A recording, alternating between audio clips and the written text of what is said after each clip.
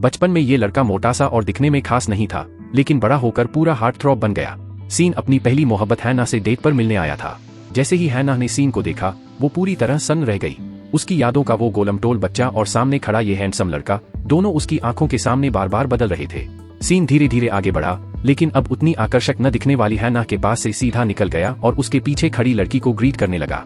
साफ था, उसने उसे किसी और समझ लिया था। तभी हैना को एहसास हुआ कि वो और सीन पिछले 10 सालों से मिले ही नहीं थे।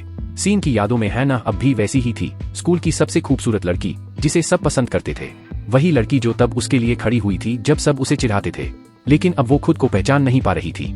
उधर जिस लड़की को सीन ने ग्रीट किया, उसने भी सिर हिलाकर कहा कि वो भी गलत इंसान को समझ बैठा है। सीन ने फोन निकाला और हैना को कॉल करने ही वाला था कि देखा, कॉल कट हो चुकी थी।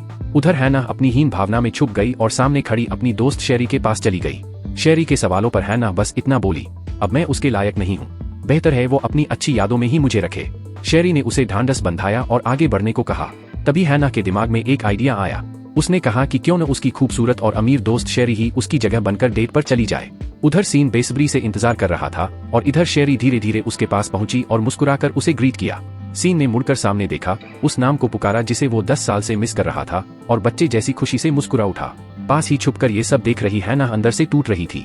शेरी को सामने देखकर सीन को बचपन की सारी यादें ताजा हो गईं और वो खुद को रोक नहीं पाया, उसे कसकर गले लगा लिया। हैना ने दोनों को गले लगते देखा, उसकी आंखें उदासी से भर गईं। फिर दोनों डिनर के लिए रेस्टोरेंट चले गए और सीन की पूरी दुनिया अब सिर्फ शेरी ही बन चुकी थी।